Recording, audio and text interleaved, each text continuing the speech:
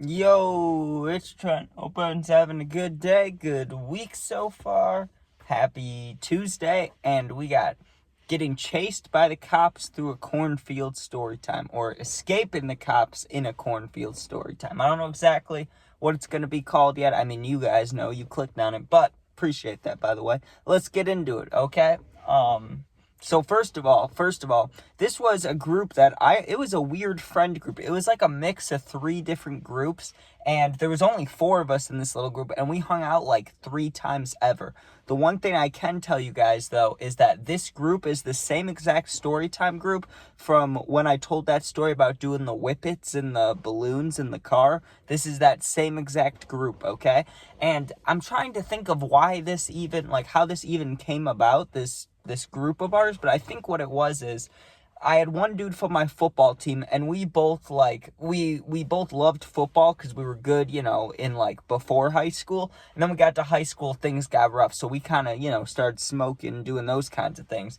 Then he had a friend that he grew up with that was also kind of a druggie, right? And then I knew someone who played football at a different school but also smoked, so that's how we got the group together, right? So on this day, it was actually the end of us hanging out. Like, it was like, we had already been hanging out for a few hours. We hung out at this dude's house, smoking and playing games. I remember we'd play Wii Resort a lot. You know, the one where you could have the lightsaber battles on top of the water and stuff. That was fun. So we'd be playing that stuff, but yeah, we were really on the way back. We were going to drop one of our friends off, the one who played football for a different school, right? We were going to drop him off, and he lived in like a cool little area. I don't know exactly what to call it, but like, you got the big town, not huge, but like decently sized town where I live in, right? And then literally like less than 5 miles away is my friend. Like, he's right around the corner in another little town, but it seems like it's a part of ours. I don't really know how it lines up, like not state lines, but town lines and stuff. I don't know, but he's close, right? But the thing is, when you're dropping him off, you're dropping him off because you have to go down this one single road that goes away from the town where we're all at and then right into the next little one. And it's like right next door. You can see each other, right? So we're going over there, and the only way to smoke when we drop this friend off is this big cornfield that's behind I think it's behind a church or a business or something, but I'm pretty sure it's a church. But it's this giant cornfield, right? And honestly, I don't know what happens if you go, like, if you went into the cornfield and turned right, you just keep going down into like a bunch of fields. I don't really know where you end up. If you go left, you end up back on the main road. And if you go straight, like I said, that's how you get to where our town was. So like, you'd walk through all these cornfields. Eventually, you'd end up at a house, which would lead to a road. Then you could get back, right? So really, in this scenario, not that I was thinking about it, but it was kind of common knowledge.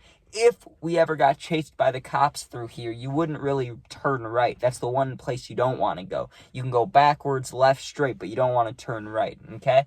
And it's also kind of summertime, so I guess there was a little bit of you could say that we were being kind of dumb. I don't know if we would have set the cornfields on fire, but we were standing in the actual cornfield now. Like, all of us got out of the car, walked like 10-20 feet into the cornfield. Now we're just standing there. And one thing we did do, not that it's good, I know it's one less crop for whoever's farming all this, right?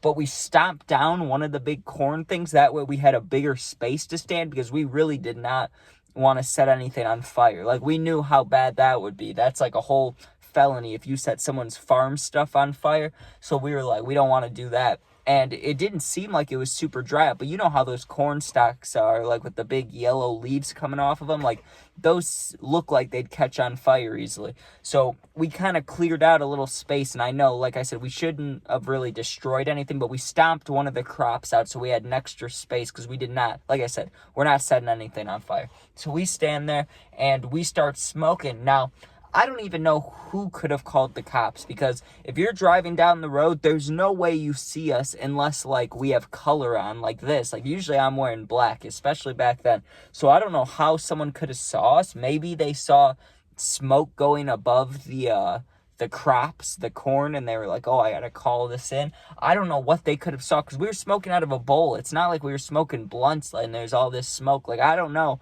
how anybody could have seen us, but we stood there for a good 20 minutes. We packed like 4 to 5 bowls, enough to where like everybody had to be like, okay, I don't want any more. That's how we would stop smoking, because everybody had bud on them usually, right?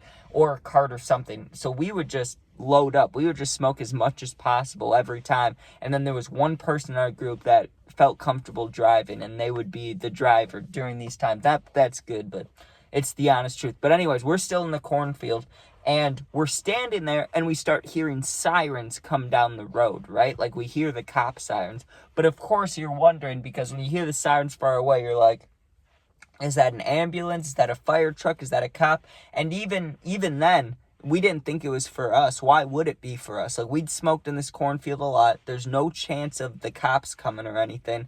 Like, it all seemed like whatever, right? And our one friend that we were dropping off, the one who lived near this cornfield, he's like, oh, boys, I'm good on smoking. I'm going to start walking home or whatever. Thanks for hanging out, all that stuff, right? So he's departing. Us three, the one, we were still going to smoke there. So we were like, okay, we'll catch you later. See you tomorrow or something. Now, we were still going to smoke like 1 or 2 or 3 even more bowls. Like, we were still trying to smoke, right? And I was high already. I was having a good time.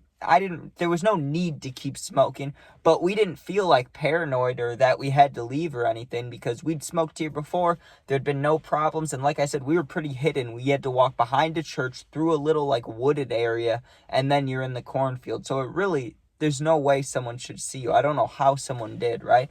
But the sirens are getting closer and closer and closer. Now then something weird happened, right? Because like I said, there's the one house where this farm is that we're standing on. And then you go past that and you enter that little town, where our friend lives, where the church is and the woods and stuff. So he doesn't go past us. He stops like maybe 100 feet in front of us. You could hear, because the siren's on the car, and he stops like up ahead of us in the cornfield. So we're like, that's weird. What is this guy doing? And we couldn't see anything. Obviously, it was way too far. The corn's too high. But I'm guessing what he was doing was looking around in that little area for us, right? But we didn't know that. We thought, this guy must be checking up on something else. Finally, we understood what was going on when another cop car from the other way, the back way, comes up, and this guy parked like near where we were standing, but on the left side, right? So we still could go backwards and forward, but there's cops front left and to the left of us, right? Then we realized that they're probably here for us, and we don't know how, but they must be, right? Like, because how? So we start walking through, and we knew we should probably turn back, but the car was up to the left, right? And the town, the way it's set up is you could go, the way you have to enter is you can go straight and you can go left in. But once you're in the actual cornfield, you're like in the area, right? So like you could go back towards the car, you can go left towards the car. You could even, if you really wanted to, walk straight and walk all the way and loop around the cornfield to the car. There's a lot of ways you could go to the car. So we didn't really know which way to go. We just started walking the opposite way of the cop that was to the left of us, which means we're walking right. The one way I said we shouldn't walk, right? Because that's how you get more lost, like how you get deeper into the cornfield. So we keep walking to the right for a minute, but then you can hear like the what do you call it? The radio, like the chatter, like the like we heard that, not too far away. And when we heard that, everybody went like this, because we were talking to each other for a minute. But once we heard the radio chatter, we were like, and it got kind of serious, kind of quick, right? Not because even if we get caught with a bowl of weed, like what's the guy gonna do? Take it maybe, or maybe like he's not gonna charge us, or if he does, that'll be dumb. But like, it's not gonna be a big deal either way. But still, no one wants to get in trouble. And I probably had the calmest parent,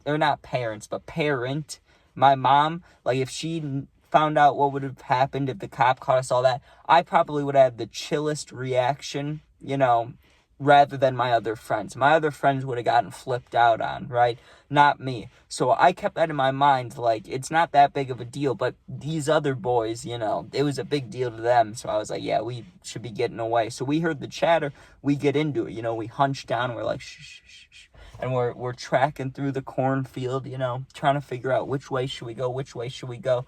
And the two guys, the two friends, they've been friends a lot longer than I've known the football kid, because I've known him 1 year from high school, and he's known his friend his whole life, right? So they're discussing something, and they bring it up to me. They're like, hey, I don't know if you want to do this or not, because I lived walking like 20 minutes forward, driving like 5 minutes, right? They're like, do you want to split up? Because we could probably, it's a better chance if two of us are trying to get to the car, and you can walk home, but you don't have to. They just threw it out there. Like, we can still give you a ride, but just to get away, it seems easier if we split off right here. It made me nervous because I was high. I was kind of paranoid, but I was like, whatever, dude, it's an escape mission. We can split off, okay? So they go to the left, which they went right towards the chatter noise, right? Like where we heard the radio. And now I'm sitting and basically, like, I'm trying to think of a big square for this cornfield, right? I'm probably close to the middle or to the right. And I need to get, like, up here. The cops are here and here. I'm over here, and I need to go diagonal. I need to somehow get around these cops while they're walking in, right? So I start going forward, and I cannot lie to you guys. I did start getting freaked out because in my head, I was thinking, if you walk for 3 to 4 minutes forward, you'll be out of the cornfield. It was more like 15 minutes, not 15, like 9 to 12 minutes. It was a little bit of time. It was like 10 minutes of just straight walking through a cornfield, and it's not very clean in a field. You know what I mean? Like I wouldn't call it shit, but there's these dirt clumps everywhere, and these giant ant hills that I kept stepping over, and I'm walking through this nasty stuff, and it's like muddy because I'm sure it rained at some point. It was just not that cool, right? But I didn't hear any chatter for a long while. Like, after we split off, I didn't hear any chatter. I wasn't even thinking about the cops, to be honest, anymore. I didn't think I'd be caught by them or anything like that, right? So I'm walking, and I kind of stopped thinking about them. Like, I stopped hunching down. I was standing up and walking. I'm looking at my phone.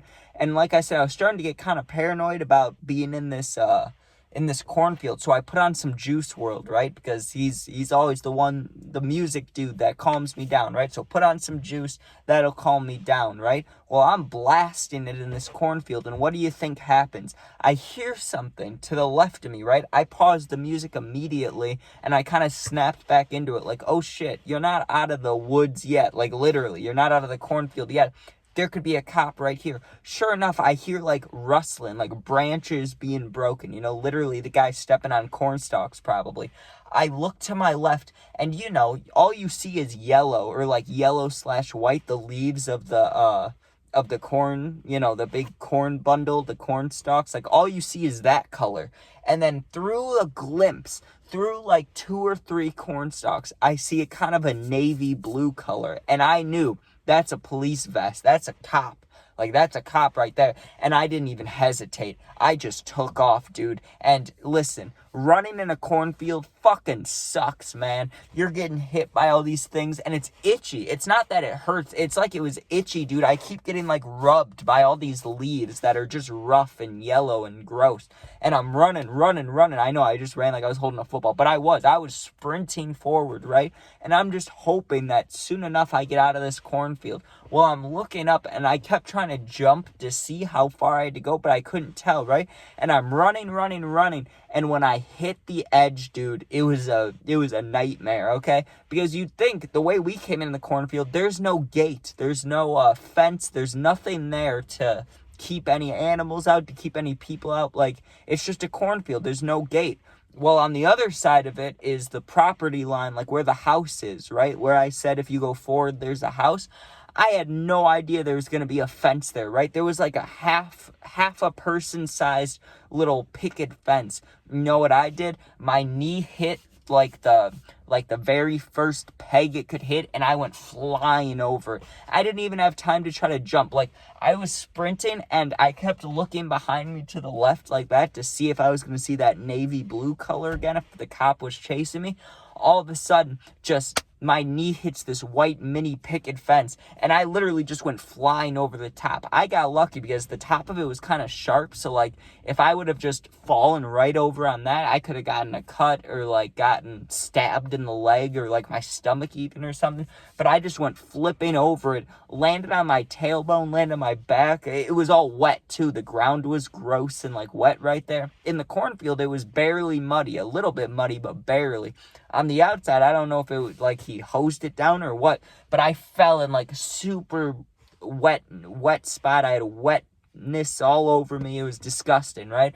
So now I'm just running through this guy's yard. Like, I ran through his front yard, and then his driveway was right there, and I ran over his driveway, and then I get back onto the main road. And I look back, and I can see the cop car is still parked there way down the road, but now his lights are off, or his siren's off, but the lights are still on. And I just took off forward, and it was like another 5-10 minute walk to get back home, but it wasn't a big deal. I mean, I was soaking wet. That sucked, on my back at least, but there was no, like, getting caught by the cops. And like I said, I don't know what they would have actually done, but with my friends tweaking out about it, and it felt like a mission. It felt fun, you know? It felt like a GTA mission. Escape the cops, you know? So, it was fun. But anyways, thank you guys for watching. Hope you enjoyed. If you did, sub, share, like, comment, all that stuff. You can become a member today, but don't worry about it if you don't want to. It's all good, man. I know people get annoyed when YouTubers say that, so I try not to say it, but I feel like it helps too. Maybe some person's sitting there like, oh, maybe I should be subscribed. Who knows? But anyways, thanks for watching. If you need something for real, I answer all the positive comments. Or if you're going through something, my Instagram is linked. Or it's my exact same name as my YouTube. Just go there, DM me. I'll get back to you within a day or two. You're not alone. Thanks for watching. Be safe and peace out. Hey, we may see who the president is later. Cool. All right, go Bears. Peace out.